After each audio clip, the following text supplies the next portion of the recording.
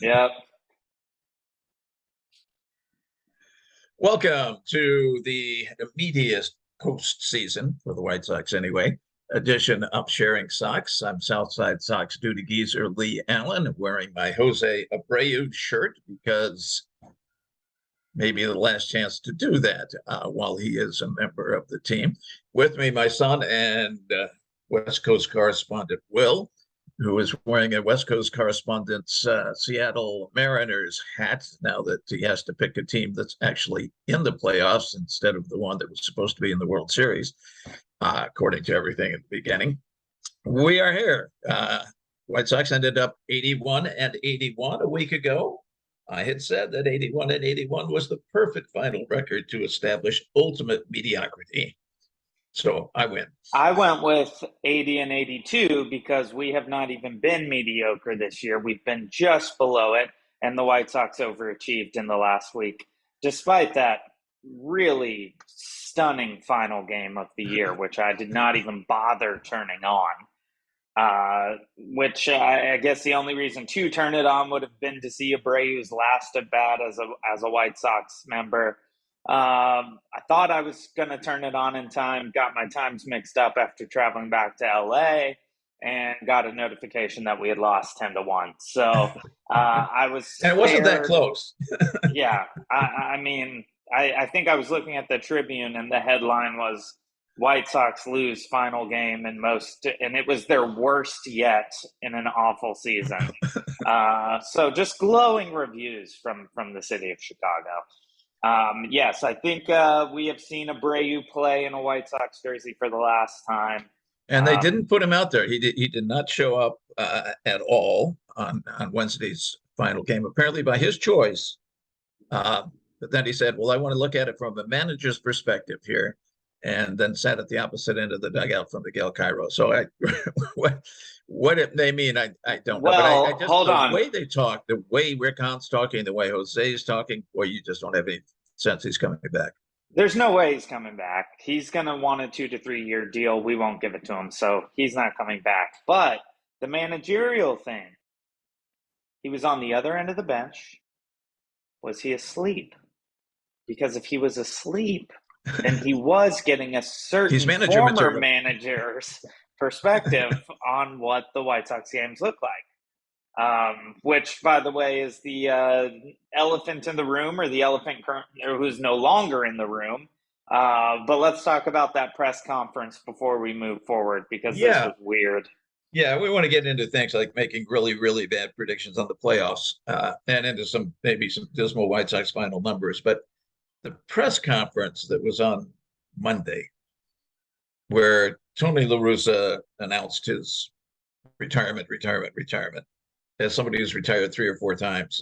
I don't know if that's final or not, but at any rate, for a totally arrogant jerk, the Hall of Famer baseball person did an excellent job at his closing speech. It was very classic. For a totally arrogant jerk, the White Sox 23-year-old intern did a great job with La Russa's announcement.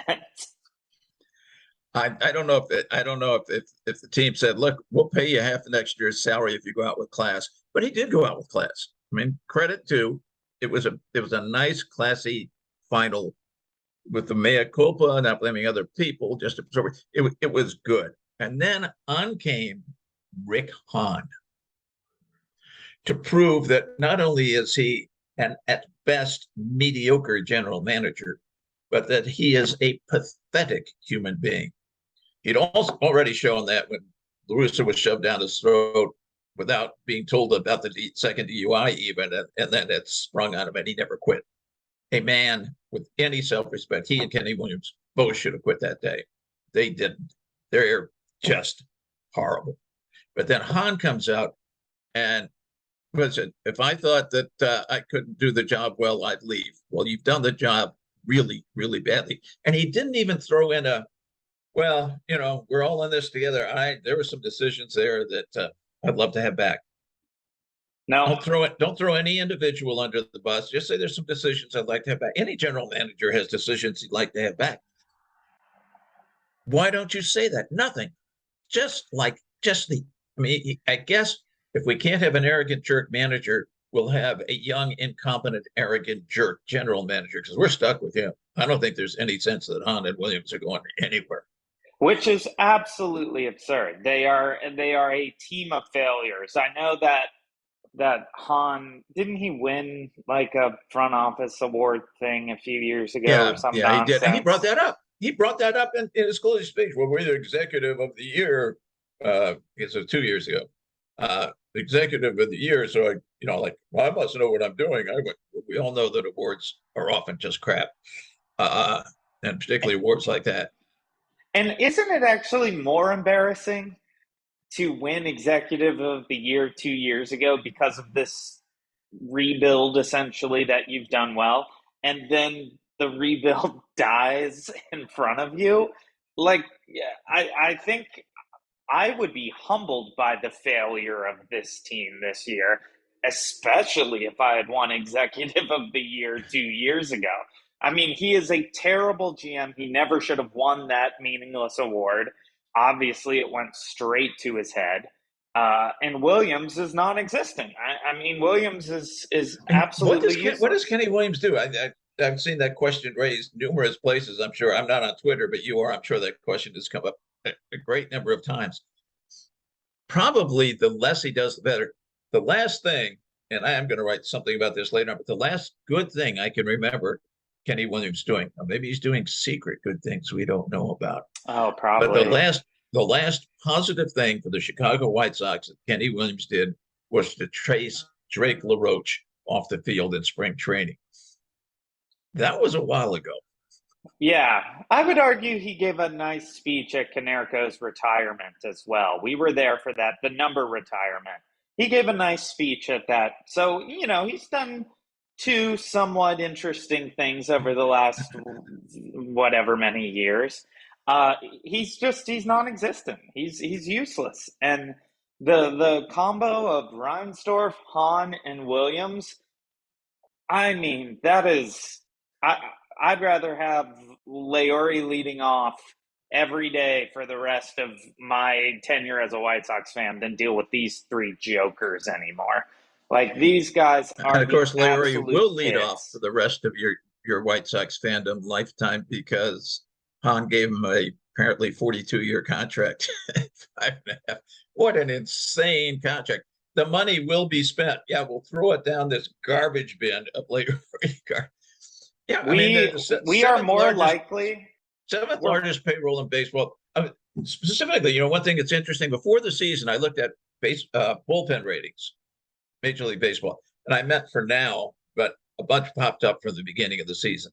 The ones from the beginning of the season had the Sox at like second or third best bullpen. It's the most expensive bullpen by far in the history of baseball. The stats at the end, 20th in ERA, 20th in WHIP, 13th in WAR. Hey, at least they're cheap. I mean, they're back, and they're all back. They're all back, all of them. This whole freaking team is back, except for Abreu. Heard people say, well, the one trade chip we've got is Liam Hendriks, and that's probably true. He probably won't be back. But Kelly will be back, and Diekman will be back, and now one who will be back. Can you believe we still have Joe Kelly and Jake Diekman next year? I mean, that alone is just mind-blowing to me. What alternate reality are we living in which we still have Joe Kelly and Jake Diekman next year? We are so screwed. We are so screwed. And Hendriks is good, but presuming he chooses to make $13 million, we've got AJ Pollock back. Honestly, Pollock at $13 million, he stinks, but that's not as big of a problem for me because he does show up sometimes. Kelly and Diekman, I mean, that's an ERA next year, 9.5, 10. And for a team that doesn't hit home runs, score runs, that's a tough bullpen to throw out there. Yeah, I mean, we've got Kendall Graveman, who is overpitched. and ran out of gas at the end of the year. But other than that, I actually had a pretty solid year. You got Lopez, who actually did a nice job as a middle reliever. Much better than could be expected. Much better. And then Hendriks, who, might be gone, especially after that press conference. He spoke out a little bit. Well, then, I want to get to that because Liam it's refreshing to have an Australian on your team. He speaks out, he speaks his mind, he speaks it intelligently. And he talked about being hurt. He talked about having to strike people out because you had no defense. And really, he's got to be an outfield defense because the infield defense is okay. But it's just okay. Yeah, it's just okay. The outfield is horrible. Let's see, the outfield came in 30th, the Sox overall were 30th, and it was their 28th, and with the Fangraphs overall defense were 28th in the air. We can go on and on about the defense. The outfield defense. The thing that then gets to me is what Hendriks said. We need an authoritarian. What do you think he meant? It sounds like everybody is just screwing off. Yeah. Well, this comes back to what we've talked about this whole season when we've gone to games early and seen the weakest form of pregame preparation that I've ever seen from a major league team. These guys do not seem in any way to be focused, to be driven, to be working on fundamentals. It takes work to be that bad at defense in Major League Baseball. I don't care what position you play and where they've thrown you. You're a pro baseball player. That means you've been playing this game your entire life, essentially. No excuse. No excuse. I think what Liam said is exactly, the team has no discipline. The team has nobody making sure. We had a manager that said, don't hustle. As soon as you say that, these are a bunch of 23 to 27-year-old guys. When you tell them don't hustle, you've made it to the big league. Don't hustle the first. It's all going to go wrong. We know this. This is why from day one of T-ball, the coach says, we got to hustle. We got to get out there and hustle. And why the Cleveland Guardians hustle like crazy and way overachieved. They are serious overachievers because they hustle. And because Tony Francona is a great manager. Terry Francona is Tony. I'll get somebody in there. Terry Francona, going for his dad. Terry Francona is a great manager. Steve Stone. I hear Steve Stone being interviewed, and he said, "Well, it's really, you had the short. You can't blame anybody because you had the short spring training, and you didn't have time to teach defense and fundamentals." Apparently, the other 29 teams secretly had a longer spring training. Well, they did. The secret's out. They were in spring training for an entire year, and the White Sox only got a couple weeks, which is very unfair. If true, it's big. If true, it's big news. What an absurd excuse. Just, in classic Stone being employed by the team fashion, not calling out La Russa, not calling out terrible management. I honestly would fire every single person in the clubhouse. I would even fire Ethan Katz, and I know I would say awful. If they would fire everybody, I would give up Ethan Katz to get rid of all of the rest. Exactly. Yes. If it means, I would love to keep Ethan Katz, but I would give him up to get rid of all of the rest. They are just useless. I don't take people losing their jobs lightly in any way, shape, or form. Those guys all need to find another profession because they are pathetic. There was clearly no leader whatsoever on that coaching staff. Nobody took the lead. Those are all former players or at the very least adult men hired in positions of power. At any point, one of them could have said, enough with this BS. We are going to become a fundamental team. We're going to start practicing harder. We're going to work harder. Never happened. One interesting thing that I did see commented by somebody in the know type, not just a fan, was one of LaRusse's very, very serious, perhaps most serious shortcomings, that he listens to nobody. And that included never listening to his coaches. And it's in the modern baseball, particularly because of all the stats you have to work back in, all the data, all the video. It's a collaborative thing, the coaches and the manager. They work together, and apparently Tony didn't work with anybody. Well, I could have told you that when the 1 and 2 intentional walks happened. Because if he listened, I sure hope there were 5 coaches in that dugout going, "Don't do that." And he clearly did not listen, because that's a telling sign that one guy was just running things in there. Absolutely absurd. But yeah, it sounds though like Hendriks is saying, and some of the other pitchers. I mean, Cueto was fairly outspoken too. The kind of senior pitchers, the guys have been around a long time. Lynn had a few words to say. Authoritarian would apply to the players. And of course, today, your game prep isn't just going out the field and running back and forth and stretching and throwing the ball. It's video. Tons video of it. after video after video.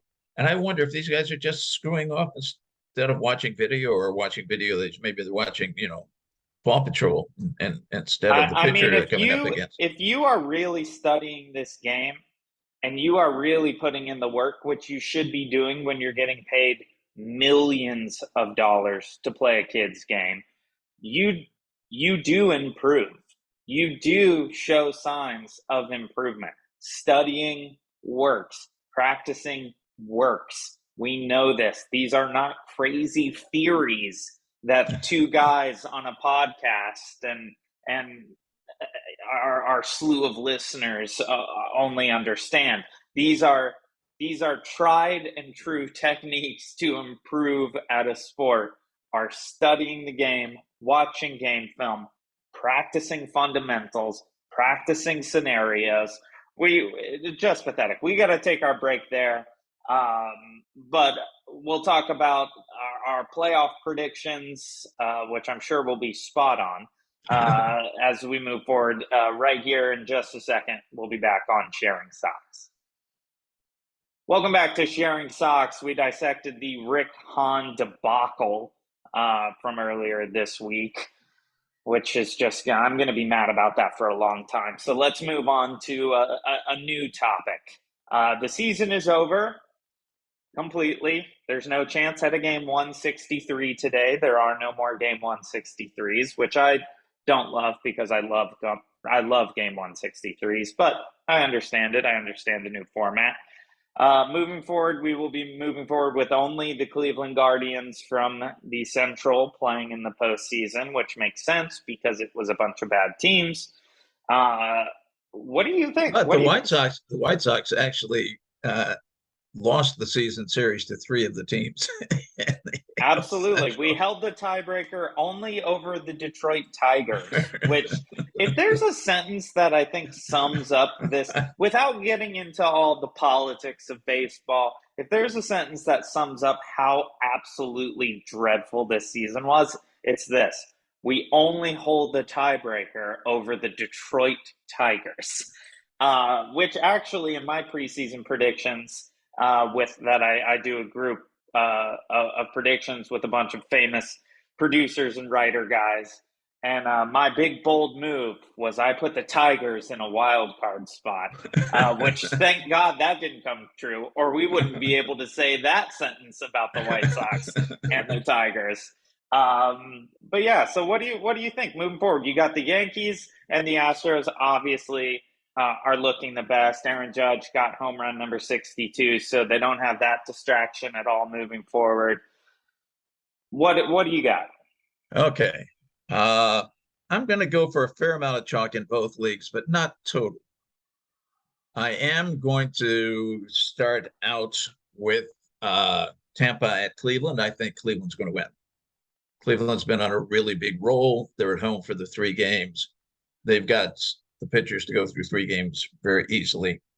I think they'll take that. They may take it in 2. And they'll be better off if they do. And I'm going to agree with you on that one. I think Cleveland is, especially with the momentum they have right now, they're an ideal team for a 3-game series. They are just going to be really, really hard to beat unless the series goes long and people start getting tired.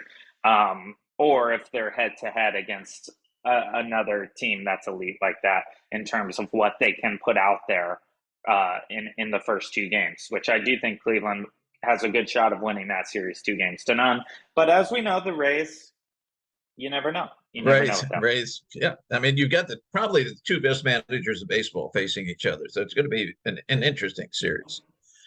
But I think what will really put Cleveland over the top too is you get to the playoffs, bullpens are really critical, and they have a very nice bullpen and probably the best closer in the league as well. So the other one that we've got is you're wearing a Seattle Mariners hat. Mariners are in Toronto. The rules are off in Canada, so everybody gets to play. The COVID rules, baseball rules still apply. We're going to disagree on this one because I'm going to go with Toronto. Well, I don't think that's a bad prediction.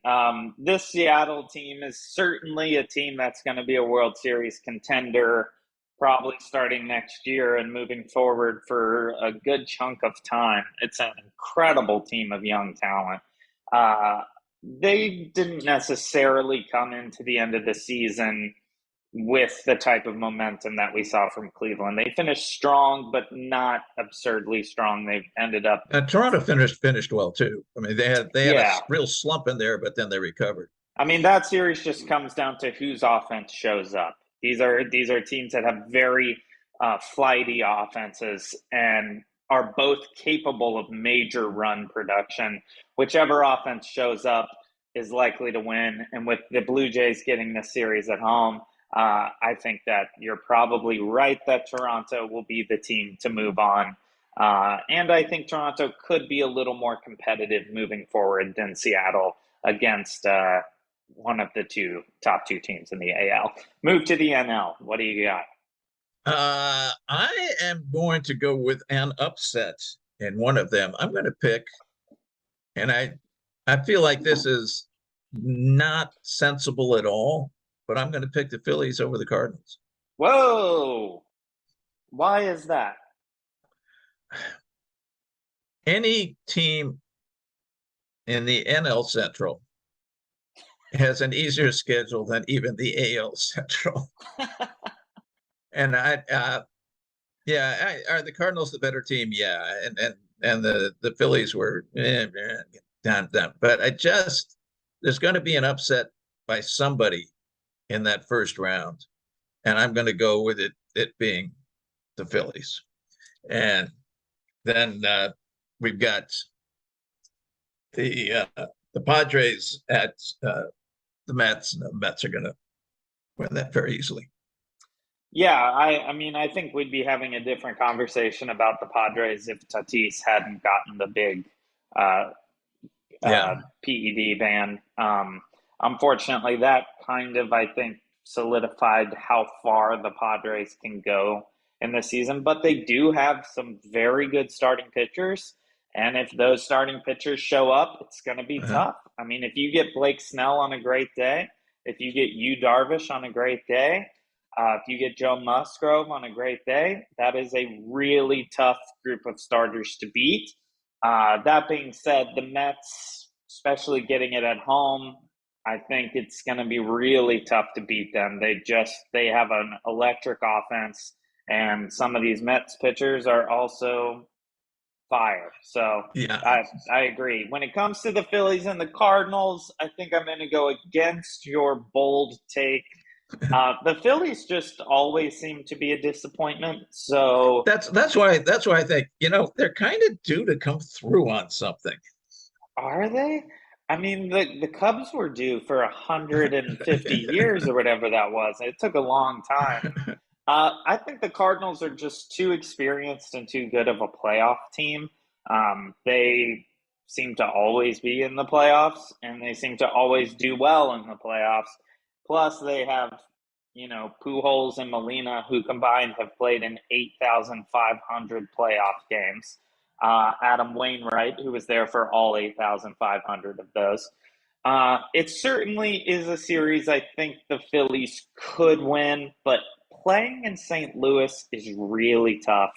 That's a really, really good fan base. Those games will be absolutely packed. It will be electric in there. I just don't see a world where the Phillies can overcome that with the talent they have right now, especially since they had to be using guys a lot later in the year to get to the playoffs, whereas St. Louis was able to relax a little bit right there towards the end. I'm going to go with St. Louis. I'm going to go with the Mets. I'm going to go with the Mariners just because I want them to win. And then I'm going to go with Cleveland, which I think will be really interesting. The Guardians, I mean, this is a team that we sat on this podcast all year and kept saying, well, we don't have to really worry about the Guardians. No, very early in the season. No, we thought they'd be good, but we never thought we thought the team to worry about was not Minnesota, it was Cleveland. Sure. We agreed on that. For sure. But I just mean in terms of at no point were we like Cleveland is a World Series contender. Cleveland's that's true. And I honestly don't know now. They're so red hot, and if their offense can get going at all, they have the speed, the defense, and the pitching of a championship team. They do. They are exciting to watch. Absolutely. They take risks. They have a great manager. I mean, the recipe is there except for the bats after you get through the first 4 or 5 batters. If the bottom of that lineup can show up at all, I'm talking just, 250 batting average through this thing, Cleveland is dangerous. They are a dangerous, dangerous team. I actually think they're going to win 2 rounds. I think they're going to upset the Yankees. Whoa. I think they have no chance against Houston because Houston has everything Cleveland has plus power. Yeah. I think Houston is the class of the league easily. Now, as soon as I say that, they won't make it out of their first round. But I'm gonna now, of course, if Cleveland doesn't get out of the first round, I will revise my theory. It's interesting how we're able to do that here on our highly unofficial podcast. Yes, I'm sure I will be revising my theories after every series doesn't go the way I predict it moving forward. So as of right now, today, October 6th, who is your World Series pick? And we'll update this next week after the wild card round. But let's just say World Series. You don't have to go through who's going to win it? Who's going to win it all? Houston. What? It's going to be chalk. It's going to be the Dodgers and the Astros. The Dodgers are going to be going, this is revenge. We get even for those cheaters in 2017. We got them now. We really have them. And they'll be kind of overwrought. Houston will beat them. Houston, first 3 pitchers are no. Dodgers have excellent pitching too. No question about that. But boy, you just don't want to. Verlander and Valdez and well-rested McCullers, who had most of the season off. I mean, I agree. I'm going to go with the Dodgers just because that lineup and the pitching it's just endless. But I do think that Houston and LA is the World Series we deserve. I mean, if you have those 2 teams going up against each other, even get rid of the cheating scandal storyline of the whole thing. Those are the 2 most exciting teams to see matched up in terms of pitchers and in terms of hitters for a World Series. The Yankees and Dodgers, of course, would be very exciting. It's probably historically, it's the matchup that the network TV, Fox or whoever it is right now, who has the rights, they're sitting around going, please, please, please, please, please, give me Yankees and Dodgers, give me Yankees and Dodgers, which ultimately means we're going to end up with Tampa versus San Diego. The Phillies. In the World Series. And we're going to have a whole bunch of 2-0 games. But that is all the time we have for today. The season is over. Thank goodness we can breathe a sigh of devastating relief. That's a new coined phrase I'm going to give about being a White Sox fan. Season's over. We don't have to worry about this nonsense anymore. I would assume as we podcast through the playoffs and through the World Series before we take our break, we could see some movement on things, or we could see absolutely no movement. You won't see any anything. movement because free agency doesn't exist till the day after the World Series, and then the teams that have them have unique rights for 5 days. I more so mean just in terms of chatter and perspective things. Well, and of course, you can hire a manager. I don't know that you can hire a manager who's with a playoff team. Even a bench coach on a playoff team. So the guys, you look at bench coaches in Tampa Bay, for example, you've got a really excellent choice there.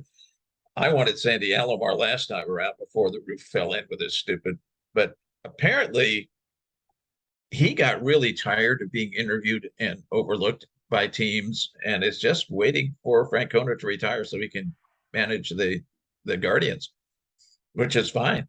I think he'd be great.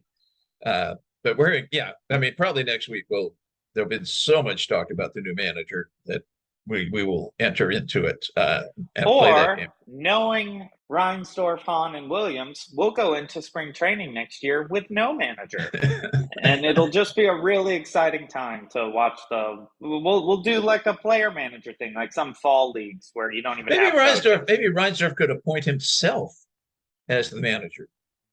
He's an old guy. He wants to prove that old guys can do this. Why try to fix up the Titanic after it hits the iceberg? Just let that baby go down. Let it sink. That is all the time we have this week on Sharing Sox. We will stay with you through playoff baseball, and I'm excited. It's gonna be a pretty good October, pretty good November. Thank you for listening, and we will see you next week on Sharing Sox.